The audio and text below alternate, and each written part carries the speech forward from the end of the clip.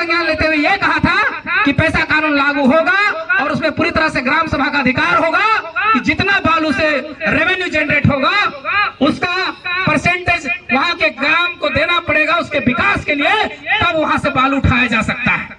उनको जिस तरह से बर्बरता से जिन्होंने पीटा है उनको सस्पेंड किया जाए और जिस तरह से हम लोगों ने एफआईआर किया है उस पर काम हो और उसको भी उसी तरह सजा मिले जिस तरह से तरुण महतो को सजा मिला, उसको सजा मिले, ताकि आने वाला बनेगा कौन। अब हम कुछ प्रश्न पूछते हैं इस पुलिस प्रशासन से, पूरा सिस्टम से एक प्रश्न पूछते हैं। क्या झारखंड में, पूरे झारखंड की बात कर रहे हैं, केवल सरायकेला की बात नहीं कर रहे हैं, क्या झारखंड में बालू घाटों का टेंडर हो चुका है? हुआ है? नहीं हुआ। यदि नहीं हुआ है तो वहां से बालू उठ कैसे रहा है? पहला प्रश्न चिन्ह तो पुलिस और प्रशासन पर पहला प्रश्न चिन्ह यही लगता है कि वहां से बालू उठ कैसे रहा है। और अगर बालू उठ रहा है तो फिर वहां पर पुलिस प्रशासन क्यों नहीं रोकने के लिए पहुंचती है जैसे तरुण महतो को रोकने के लिए पहुंची थी। चलिए कुछ देर के लिए हम मान भी लें कि तरुण महतो रंगदारी मांगने गया था, तो पुलिस प्रशासन वहां क्या कर रही थी? और तरुण महतो कोई गुंडा नहीं था, कोई मवाली नहीं था, कोई आतंकवादी नहीं था, कोई माओवादी नहीं था। तरुण महतो एक प्रतिनिधि था। वो प्रतिनिधि जो लोकतांत्रिक व्यवस्था में दिया गया है, उन्होंने चुनाव लड़ा और 41,000 मत प्राप्त हुए। उस तरुण महतो के साथ पुलिस इतना बर्बरता करती है कि मार के पूरा पैर तोड़ देती है, पूरा जख्म भर देती है पूरा शरीर में। अगर मैं ये बातें झूठ बोल रहा हूँ, तरुण महतो जी अभी भी एडमिट है यहाँ पर हॉस्पिटल में, आप जाकर देख लीजिए। अभी दिल्ली में 5 आतंकवादी पकड़ाए, आप सभी ने मीडिया के माध्यम से देखा होगा। किसी भी आतंकवादी के शरीर में आपको एक खरोच तक नहीं मिलेगा, लेकिन तरुण महतो के शरीर में इतना खरोच, इतना मार के दाग धब्बे हैं कि पूरा शरीर काला कर दिया गया। क्या तरुण महतो उस आतंकवादी से भी बढ़कर था? नहीं था।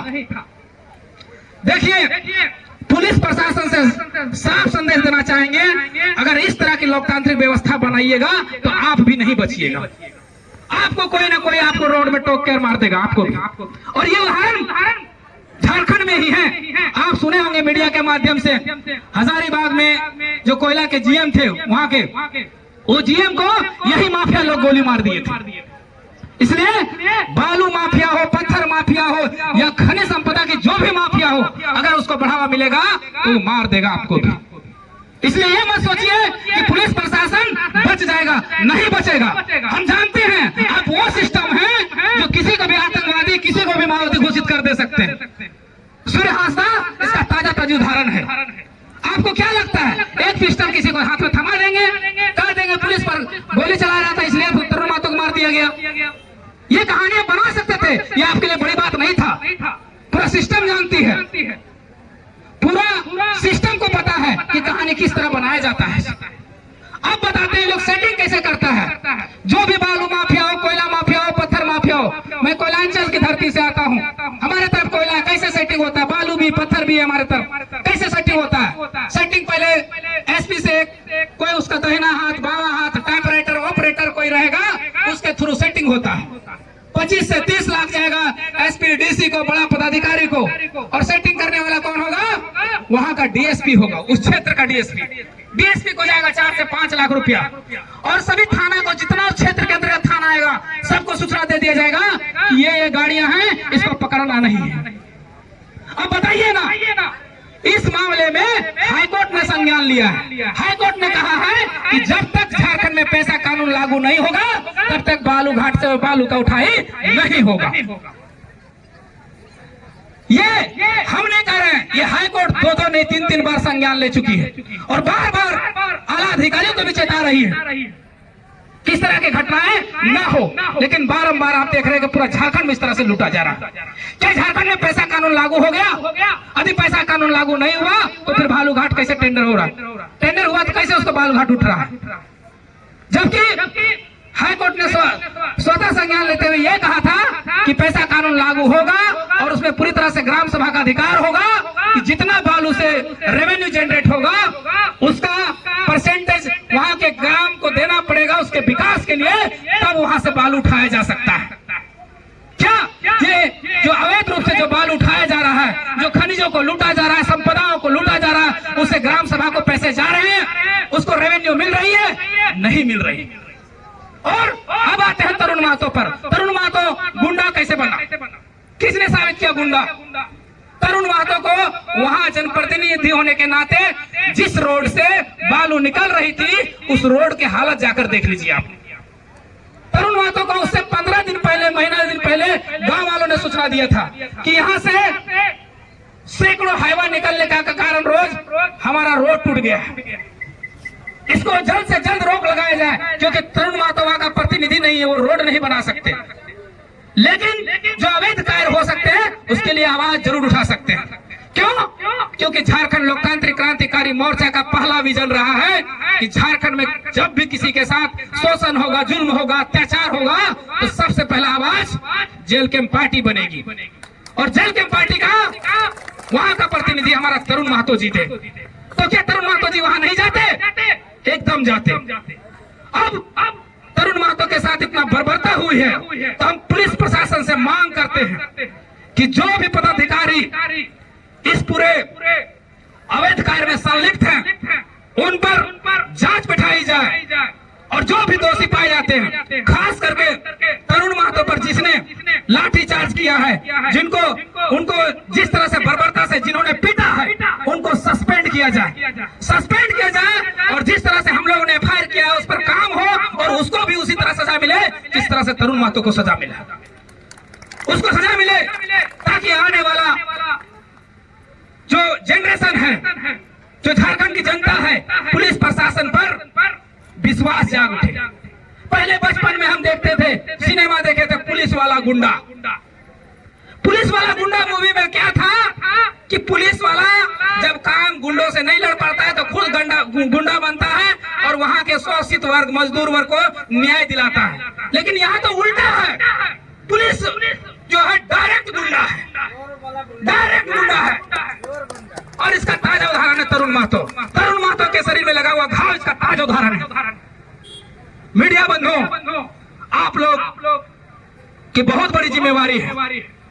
सबसे पहले ये लोग आएंगे, आप ही लोग को खरीदने का प्रयास करेंगे। हम सभी को दोषी नहीं ठहराते, सभी मीडिया बंधु ऐसा नहीं है, लेकिन जो है, देखिए भैया, इसी लोकतांत्रिक व्यवस्था में मीडिया वाले के परिवार भी पल बढ़ रहे हैं। कल दिन ऐसा ना हो कि आपके बाल बच्चों तक ये आज पहुंचे। एक है ना, बहुत अच्छा लाइन है, बहुत अच्छा सा रात इंदौरी साहब ने कहा था कि लगेगी आग तो आएंगे कई घर जद में, लगेगी आग तो आएंगे कई घर जद में। यहाँ सिर्फ मेरा मकान थोड़े है, यहाँ पर सिर्फ मेरा मकान थोड़े है। अगर आग लगेगी तो सबका घर जलेगा, सिर्फ तरुण महतो का घर नहीं जलेगा, सिर्फ मोतीलाल महतो का घर नहीं जलेगा। इसलिए ये लोकतांत्रिक व्यवस्था, 3 तरह की व्यवस्थाएं हुई। एक हुआ राजतंत्र की व्यवस्था, दूसरा हुआ लोकतंत्र की व्यवस्था, और तीसरा हुआ तानाशाही की व्यवस्था। तानाशाही की व्यवस्था कौन करते थे? अंग्रेज करते थे, हिटलर लोग करते थे। यहाँ तो झारखंड में तानाशाही की व्यवस्था लागू कर दिया गया है, और लोकतंत्र की दुहाई देते हैं। आप सीधा और डायरेक्ट घोषणा काहे नहीं कर देते कि ये तानाशाही की व्यवस्था है? फिर जनता अपना समझेगी, जनता अपना न्याय करेगी। ऐसा ना हो कि अगर इस तरह से रवैया रहा पुलिस प्रशासन का, तो कहीं जनता अपने हाथों में हथियार ना उठा ले। क्या करेगी? मरता क्या नहीं करता, ऐसे भी मरना वैसे भी मरना तो है ही। हम जानते हैं आप लोग को माओवादी घोषित करने में भी देर नहीं लगेगा, हमको पता है। आपने पलामू के घटना को देखा होगा, कुछ सालों पहले जहाँ 16 आम व्यक्ति को मारकर सुला दिया गया था, और कह दिया गया था कि ये माओवादी थे, उनके हाथों में हथियार रख दिया गया था, और उस समय के जो आला अधिकारी थे उनको डीआईजी तक बनाया गया था, डीजीपी तक बनाया गया था। ऐसा कहानी रचा जाता है, ऐसा झारखंड के इतिहास में, ऐसा भारत के इतिहास में पहली बार नहीं है। ये बात भी हम लोग जानते हैं। लेकिन क्या यही व्यवस्था बनाने के लिए हम लोग आप लोग को चुने थे? प्रतिनिधियों से कह रहे हैं और इन आला अधिकारियों से कह रहे हैं कि हम गरीब, गुरबा, मजदूर, शोषित, वंचित, पीड़ित अगर 5 रुपया का बिस्किट खाते हैं तो 1 रुपया का टैक्स उसमें सॉलिड देते हैं। ये टैक्स हम किस इसलिए देते हैं ताकि आप हमारी सुरक्षा कर सकें, आप हमको न्याय दिला सके। लेकिन नहीं, अंतिम संदेश यही है, गांधी जी ने लोकतांत्रिक व्यवस्था के लिए बहुत अच्छी बात कही थी कि लोकतंत्र में कमजोर से कमजोर व्यक्ति को उतना ही न्याय, उतना ही समानता, उतना ही अधिकार मिलना चाहिए जितना कि अमीर से अमीर लोगों को, ताकतवर से ताकतवर लोगों को मिलता है। क्या इस लोकतांत्रिक व्यवस्था में ऐसी व्यवस्था है? नहीं है। इसको कौन बनाया? इसको आप लोगों ने बनाया। इसलिए साथियों, हमें जितने भी हमारे लोकतांत्रिक क्रांतिकारी मोर्चा के साथीगण हैं, सदस्यगण हैं, और जो भी झारखंडी आम जनमानस के साथ भी अगर कहीं गलत होगा तो लोकतांत्रिक मोर्चा आप लोग के साथ खड़ा है। इतना ही बात कह के अपनी वाणी को विराम देते हैं। धन्यवाद। जोहार, जय झारखंड।